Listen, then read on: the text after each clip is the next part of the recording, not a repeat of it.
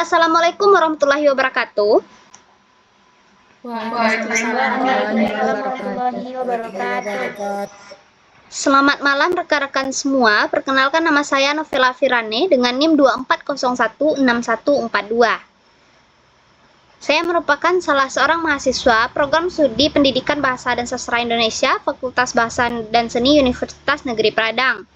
Di sini saya akan mempresentasikan hasil karya ilmiah skripsi dari Luci Komala Bintang dengan NIM 19017055, program studi sarjana sastra Indonesia dengan judul skripsi Aplikasi Pembentukan Verba Transitif dalam novel Fata Morgana di Segitiga Emas karya Suryatini N. Geni.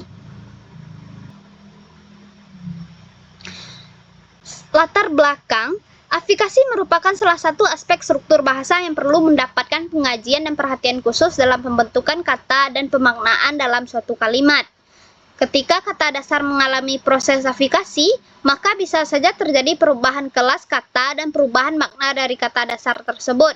Perubahan pada kelas kata dan makna kata dapat terjadi sekaligus atau salah satunya. Contohnya, ada kata jatuh yang merupakan kelas kata verba. Ketika kata jatuh tersebut mengalami proses aplikasi prefix, yaitu diawali dengan kata ter, maka makna dari kata jatuh tadi akan berubah menjadi terjatuh. Dilihat dari nomina yang mendampinginya, verba terbagi menjadi verba transitif dan verba interatif. Verba transitif adalah verba yang punyai atau harus mendampingi objek atau argumen pelengkap agar kalimat tersebut memiliki makna yang jelas. Sedangkan verba intransitif adalah verba yang tidak memerlukan objek secara morfem memiliki transitif berupa verba dasar. Aplikasi pembentuk verba transitif dalam novel Fata Morgana di Segitiga Emas. Aplikasi penting dipelajari untuk memahami proses pembentukan kata melalui imbuhan yang mengakibatkan terjadinya perubahan makna dan kelas kata. Dalam novel Fata Morgana di Segitiga Emas karya Suryatini N. Gani, ditemukan kalimat transitif yang fungsi predikatnya itu mengalami proses aplikasi. Salah satu contohnya yaitu kalimat ia mendekat kepada Wiranti yang tampak terharu. Contoh kalimat tersebut itu merupakan salah satu ciri dari verba transitif karena predikatnya termasuk ke dalam kelas kata verba. Contoh kalimat tersebut dalam verba transitif karena memiliki argumen pelengkap setelah predikat yaitu Wiranti dan yang tampak terharu. Predikat dari kata di atas yaitu kata mendekat yang mengalami proses aplikasi prefix me, yaitu berubah katanya menjadi mendekat. Selanjutnya bab 2 kajian teori. Morfologi menurut Ramlan tahun 2012, ia mendefinisikan morfologi sebagai bagian dari ilmu bahasa yang membicarakan atau mempelajari seluk-beluk bentuk kata serta mempengaruhi perubahan bentuk kata terhadap golongan dan arti kata. Menurut Alwi dan kawan-kawan pada tahun 2007 menjelaskan bahwa morfologi berfungsi memeriksa bentuk-bentuk kata dan cara pembentukan kata. Morfologi satu sistem dari suatu bahasa dalam arti luas sehingga struktur kata yang senantiasa membentuk kalimat-kalimat tertentu mengalami perubahan-perubahan sesuai dengan jenis kata ataupun makna kata yang dikehendaki oleh penutur ataupun penulisnya. Materi selanjutnya yaitu proses morfologi. Menurut Kerr tahun 2008, proses morfologi adalah pembentukan kata dalam bentuk dan makna yang sesuai dengan keperluan suatu tindak penutur. Dalam pembentukan kata, melibatkan komponen atau unsur pembentuk kata, yaitu morfem dasar, morfem afiks, dan berbagai alat proses pembentukan kata. Selanjutnya, aplikasi menurut para ahli. Menurut Kerr tahun 2007, menjelaskan bahwa aplikasi itu merupakan proses pembubuhan afiks pada suatu dasar atau dasar. Afiks adalah sebuah bentuk biasanya berupa morfem terikat yang diimbuhkan pada sebuah dasar dalam proses pembentukan kata. Menurut Krida Laksana tahun 2007, mendefinisikan afiks adalah proses yang mengubah teks menjadi kata kompleks. Dalam proses ini, leksem 1 berubah bentuknya menjadi kategori tertentu sehingga berstatus kata, atau bila telah berstatus kata berganti kategori dan sedikit banyak berubah maknanya. Materi selanjutnya yaitu jenis afikasi menurut Krida Laksana tahun 2007. Yang pertama ada prefix, yaitu afiks yang diletakkan di muka kata dasar. Contohnya me, di, ber, dan contoh tadi awal saya bilang jatuh, yaitu afiksnya adalah ter. Yang kedua ada infix, yaitu afiks yang diletakkan di dalam dasar kata. Contohnya l, r, em. Yang ketiga ada sufiks, yaitu afiks yang diletakkan di belakang kata dasar. Contohnya an, kan.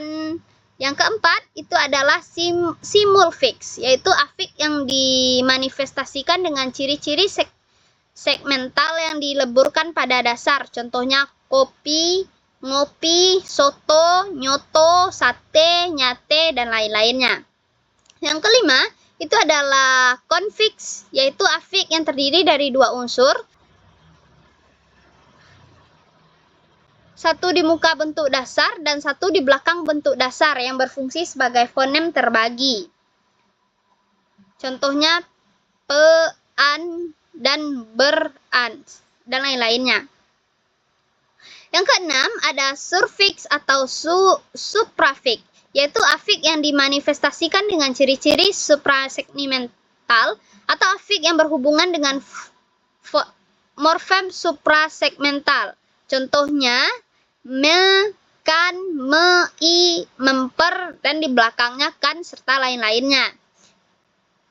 Yang ketujuh itu ada kombinasi afiks, yaitu kombinasi dari dua afiks atau afiks yang bergabung dengan dasar. Contohnya me, kan, memper, dan di belakangnya ditambah i serta lain-lainnya. Materi selanjutnya adalah afikasi pembentuk verba. Menurut Krida Laksana tahun 2007 terdapat beberapa jenis afiks dalam pembentukan verba. Saudara bisa lihat sendiri. Ada yang pertama prefix me, contohnya doni memaku, yaitu ada kata paku yang prefiksnya adalah me, maka berubah kata menjadi memaku.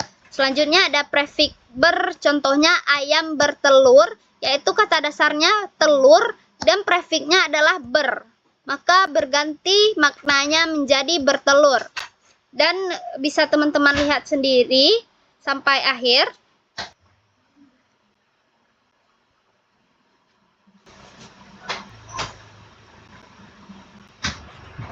Selanjutnya kelas kata. Menurut KAR tahun 2008 itu mengklarifikasi kata dalam bahasa Indonesia menjadi dua kategori, yaitu kelas kata terbuka dan kelas kata tertutup. Kelas kata terbuka adalah kelas kata yang keanggotaannya dapat bertambah atau berkurang sewaktu-waktu berkenaan dengan perkembangan sosial budaya yang terjadi dalam masyarakat penutur suatu bahasa. Yang pertama itu ada nomina. Nomina adalah kata benda yang terdiri atas nama seseorang, nama tempat, nama benda, dan yang lainnya. Nomina memiliki ciri-ciri sebagai berikut. Yang pertama itu tidak didahului oleh adverbial negasi tidak. Contohnya tidak kucing, tidak meja. Yang kedua, itu tidak dapat didahului oleh adverbia derajat agak. Contohnya seperti lebih, sangat, paling.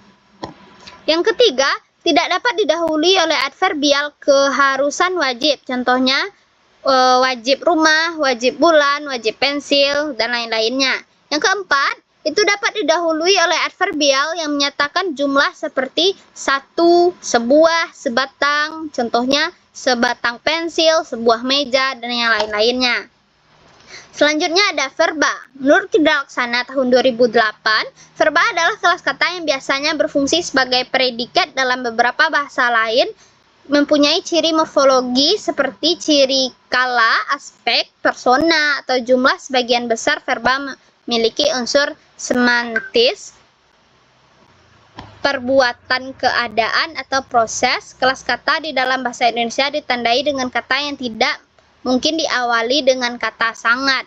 Selanjutnya ada adjektif. Adjektif atau kata sifat itu adalah kata yang memberi keterangan khusus tentang suatu yang dinyatakan oleh nomina dalam kalimat untuk menerangkan sifat dari nomina tersebut. Menurut Trianto tahun 2007, adjektif ini memiliki ciri-ciri sebagai berikut. Yang pertama, yaitu dapat diberi keterangan pendamping seperti lebih, kurang, dan lain-lain. Yang kedua, dapat diberi keterangan penguat seperti sangat, amat, benar, dan lainnya. Yang ketiga, itu dapat diulangi dengan awalan se dan akhirannya. Contohnya, sepandai-pandainya dan serendah-rendahnya. Bab 3 ada metode penelitian. Yang pertama ada jenis dan metode penelitian. Jenis penelitian ini adalah suatu kualitas deskriptif. Menurut Mahsun tahun 2012, penelitian kualitatif bahasa itu bertujuan untuk memahami fenomena keterbahasaan yang sedang diteliti. Fenomena kebahasaan ini adalah afiksasi pembentuk verba yang mengakibatkan terjadinya perubahan kelas kata dan makna suatu kata. Beselanjutnya ada data dan sumber data. Data dalam penelitian ini yaitu data dalam penelitian ini berupa kata mengalami afiksasi yang terjadi dalam novel Fata Morgana di Segitiga Emas karya Suryatini and Ghani. Dalam dasar sumber data berupa klausa atau kalimat yang mengandung verba transitif berdasarkan afiksasi pembentukannya yang terdapat di dalam novel Fata Morgana di Segitiga Emas karya Suryatini and Ghani. Selanjutnya ada instrumen penelitian. Instrumen utama dalam penelitian ini adalah penelitian itu sendiri. Untuk melakukan penelitian dibutuhkan instrumen penunjang untuk membantu kegiatan saat meneliti.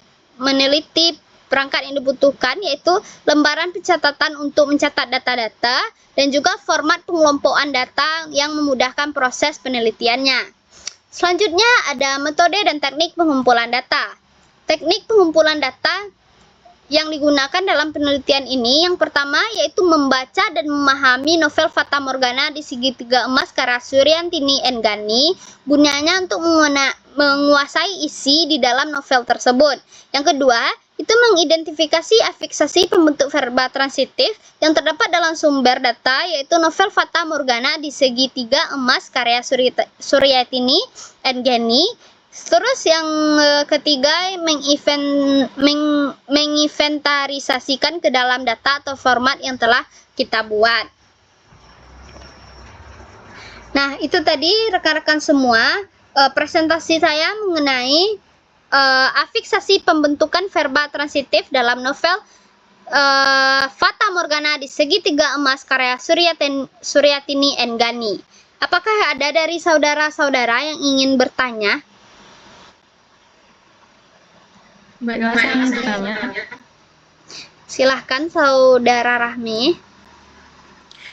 Pertanyaan saya, apa kontribusi penelitian ini terhadap studi morfologi bahasa Indonesia? Terima kasih. Baik, terima kasih saya ucapkan kepada Rahmi Yulia atas pertanyaannya. Apa kontribusi penelitian ini terhadap studi morfologi bahasa Indonesia? Yang pertama itu ada empiris, itu menyediakan data konkret tentang produktivitas afiks pembentukan verba transitif dalam teks sastra kontemporer. Yang kedua ada teoretis, yaitu memperkuat teori morfologi bahasa Indonesia dengan evidensi dari register sastra. Yang selanjutnya itu ada metodologis, yaitu mengembangkan pendekatan analisis morfosintaksis dalam teks naratif. Yang terakhir itu ada aplikatif, dapat dimanfaatkan untuk mengajar morfologi bahasa Indonesia dan analisis stilistika. Bagaimana menurut Saudara Rahmi jawaban yang saya berikan tadi? Terima kasih jawaban yang telah diberikan. Saya merasa paham dan terima kasih kembali. Baik, terima kasih juga Rahmi. Itu tadi rekan-rekan semua presentasi saya. Terkurang dan terlebih saya mohon maaf sebesar-besarnya. Saya akhiri, wabillahi taufiq wal hidayah. Assalamualaikum warahmatullahi wabarakatuh.